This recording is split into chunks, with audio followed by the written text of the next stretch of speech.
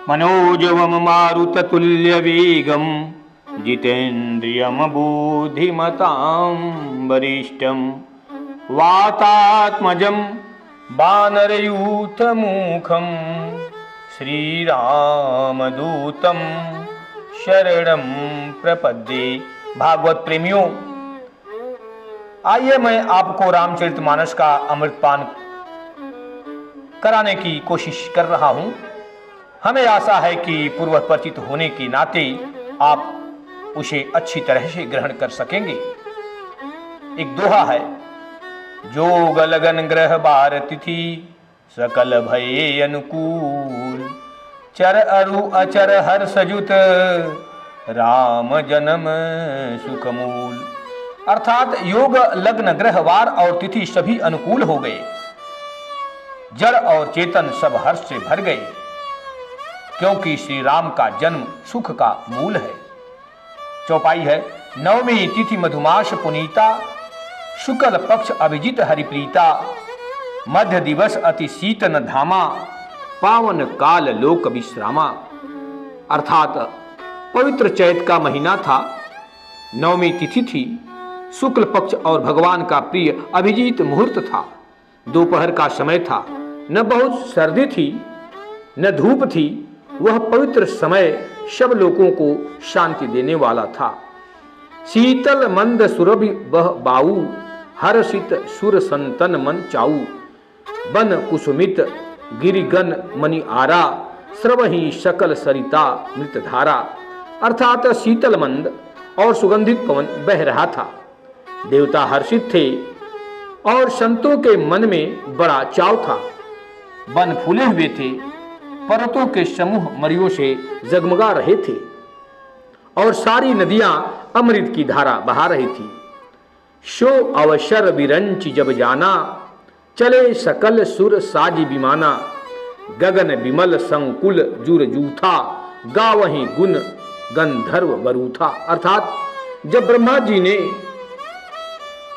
अवसर जाना, तब सारे देवता विमान सजा सजा करके चलने लगे।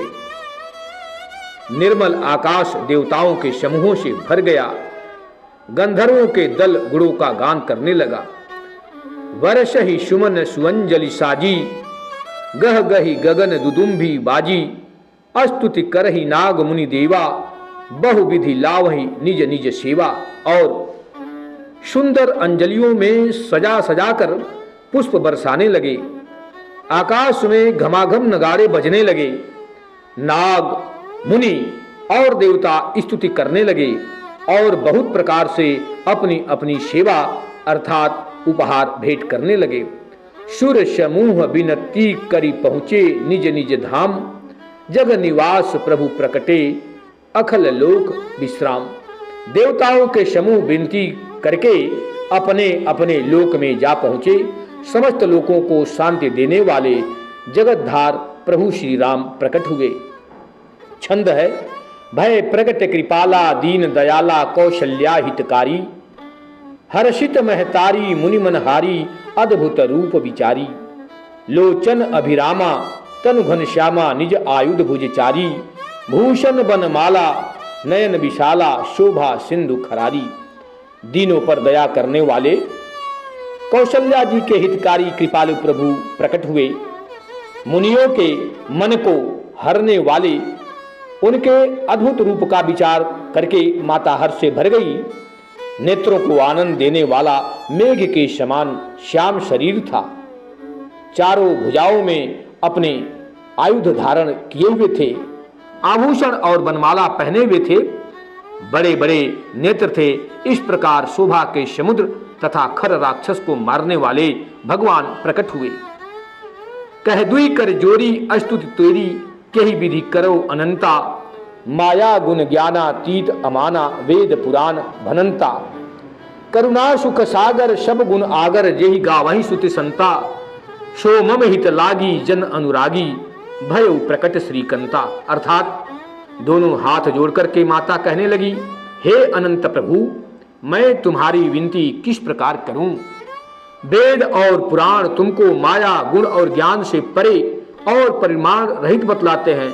श्रुतियों और संत जन दया और सुख का समुद्र, सब गुणों का धाम कहकर जिनका गान करते हैं, वही भक्तों पर प्रेम करने वाले लक्ष्मीपति भगवान मेरे कल्याण के लिए प्रकट हुए।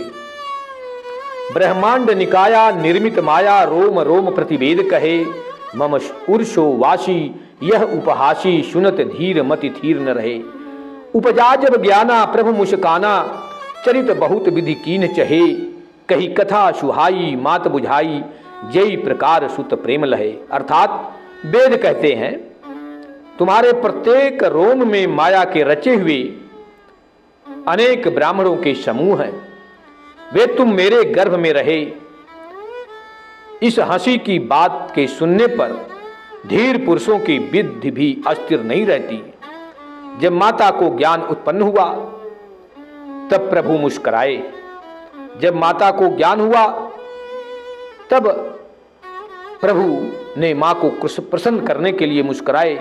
वे बहुत प्रकार का चरित्र करना चाहते थे, अतः उन्होंने सुंदर कथा कहकर माता को समझाया, जिससे उन्हें पुत्र का प्रेम प्राप्त हो। माता पुनि बोली सोमति दोली, तजहु तात यह रूपा, की जय शिशुलीला अति प्रियशीला, यह सुख परम अनूपा। सुनि बचन सुजाना रोदन ठाना, होई बालक सुर भूपा, यह चरित्र जगावही हरिपद पावई, तेन परहि भौकूपा। अर्थात माता की वह बुद्धि बदल गई। तब वह फिर बोली, हे तात, यह रूप छोड़कर अत्यंत प्रिय बाल लीला करो, यह सुख परम अनुपम होगा। माता का यह वचन सुनकर देवताओं के स्वामी सुजान भगवान ने बालक होकर रोना शुरू कर दिया। तुलसीदास जी कहते हैं, जो इस चरित्र का गान करते हैं वे श्री हरि का पद पाते हैं और फिर संसार रूपी कूप में नहीं गिरते। दोहा है, विप्रधेनु सुर संत हित, लीन मनुज अवतार, निज इच्छा निर्मित तनु, माया गुण गोपार। ब्राह्मण, गौ देवता और संतों के लिए भगवान ने मनुष्य का अवतार लिया। वे माया और उसके गुण और इंद्रियों से परे हैं। उनका शरीर अपनी इच्छा से बना हुआ है, अर्थात वे किसी कर्म बंधन से नहीं बंधे हुए हैं। वे त्रिगुणात्मक भौतिक पदार्थों के द्वारा से ऊपर हैं। वो सुन शिशु रुदन परम प्रिय बानी, संभ्रम चली आई शबरानी, हरसित जह तह धाई धासी, आनंद मगन सकल पुरवासी। बच्चे के रोने की बहुत सी प्यारी ध्वनि सुनकर सब रानियां उतावली होकर दौड़ चली आई। दासियां हर्षित होकर जहां तहां दौड़ी। सारे पुरवासी आनंद में मग्न हो गए। दशरथ पुत्र जन्म सुनि काना, मानहु ब्रह्मानंद शमाना। परम प्रेम मन पुलक शरीरा, चाहत उठन करत मति धीरा। राजा दशरथ जी पुत्र का जन्म कानों से सुनकर मानो ब्रह्मानंद में समा गए। मन में अतिशय प्रेम है, शरीर पुलकित हो गया। बुद्धि को धीरज देकर वे उठाना चाहते हैं। भागवत प्रेमियों, यह रामचरितमानस वाल्मीकि जी ने और फिर बाबा गोस्वामी तुलसीदास ने लिखा। बाबा तुलसीदास ने तो रामचरित के मानस के अंत में स्वायंत सुखाय भी लिख दिया। रामायण की चौपाई, रामचरितमानस की चौपाई का अर्थ हम कई तरह से लगा सकते हैं, लेकिन यह याद रखिएगा कि भगवान राम का चरित्र सुख देने वाला है, समाज को जोड़ने वाला हो, राष्ट्र को मजबूत करने वाला, आत्मनिर्भर बनाने वाला है। इस पर किसी तरह का विवाद नहीं होना चाहिए। आजकल हम देखते हैं कि रामचरितमानस की कुछ चौपाइयों का गलत अर्थ लोग लगाते हैं। सत्य तो ये है कि रामचरितमानस का एक अर्थ यथार्थ के रूप में लगाइए और एक आध्यात्मिक रूप से लगाइएगा। दोनों में अलग अलग आपको आनंद आएगा। मेरा आपसे विनम्र निवेदन है, इस देश में तमाम संत हैं जो भगवान राम के गुणगान करते रहते हैं।